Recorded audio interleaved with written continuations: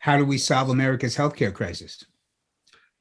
How do we solve America's healthcare crisis? Welcome to Stop Kidding Yourself. This is the age of disinformation, and we've seen it, turn our politics into something grotesque. Well, it's doing the same with our public health, and advertising all along. Is like Dr. McDougall says, people love to hear good news about bad habits. Oh, meat's good for you, paleo is good for you. And this is disinformation. We are plant-eating hominids. The more whole plant foods we eat, the leaner and healthier and more vital we get. That's the baseline, bottom line truth of it. And anything on top of that are just rationales to feed our tongue glutton. Oh, we love that juicy steak and that ice cream. But these are foods of death. If we eat healthy, we'll be healthy. Dr. Goldhammer says health comes from healthy living. So we solve America's health problems by getting healthy, by educating ourselves, adopting a whole food plant-based diet, and helping the farmers transition. People are going to throw the farmers off the land. No, they're growing our food just to do something else with the land. You don't have to run cattle on it. You don't have to run a dairy operation. Grow fruit trees, grow broccoli, grow hemp, pay them to have the forest come back. Pay these people, send them to night school, learn how to grow these vegetables, buy their equipment for them, buy their seeds for them, ensure their crops, send their kids to college, make it easy for these people to transition. And I urge people, there is now an organization lobbying Congress to pass that legislation. It's called the Agricultural Fairness Alliance, AFA. Get on their website, support them, help the farmers and ranchers transition to truly health supporting crops that are gentle with the land and will support them as well. So how do we get America healthy? Change what we're eating and change what we're growing, and everything gets better from there. How do you fix gastrointestinal issues? Do some whole plant-based foods make gastrointestinal issues worse? You mentioned gluten. What about gluten? How do you make sure you don't get celiac disease?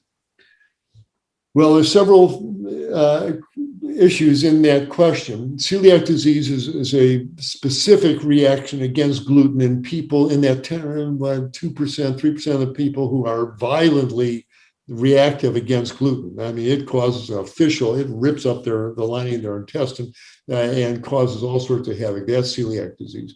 And these people should get it diagnosed. If you're in that situation, if every time you eat something with wheat in it, you're in the toilet for 2 hours afterwards, you got gluten, you probably got celiac disease. These people just need to avoid the gluten. But but all the other issues that are implied in your question, everything from constipation to irritable bowel syndrome, Crohn's disease, colitis, all those bowel diseases. What to do about them? Well, I guess you know where I'm going to go with this. The answer is going to be a whole food plant-based diet. But seriously, I've never had a gorilla in the office saying, "Doc, I'm constipated. I don't know what to eat." Gorillas, as the researchers show us, they're eating leaves and fruit all day, and they pass 3-4 times a day. They pass these big, soft, bulky stools with no blood in them. They're not constipated, etc.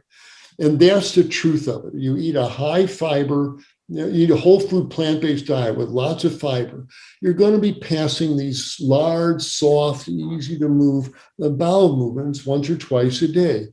And they're easy for the colon wall to get a purchase on these stool masses so that a lot of high pressure doesn't build up in the colon, popping out these diverticuli, making the hemorrhoidal veins bulge.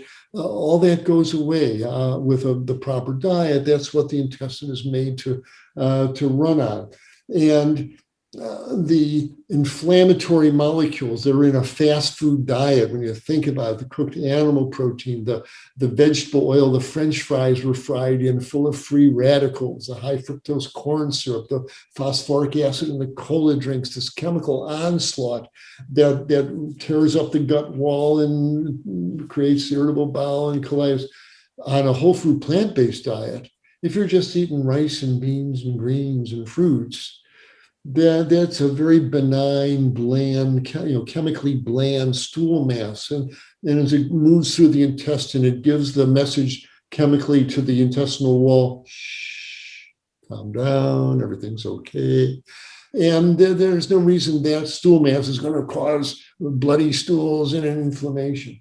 So it comes down to eating that whole plant food diet is the way to have a healthy intestinal tract. And these diseases that the gastroenterologists, God bless them, make their careers on, most of them just go away. The colitis goes away, the constipation goes away, and people, pass these nice stools.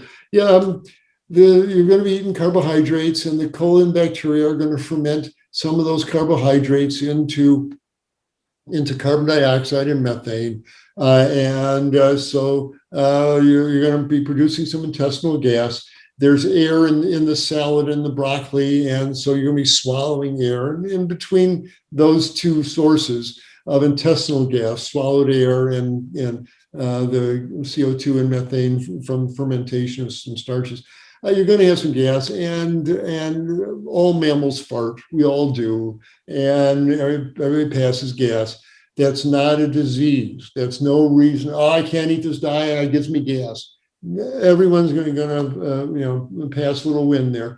One of the nice things, though, if you don't mind me getting a little physiologic here, the thing about the flatus, the gas that people pass rectally.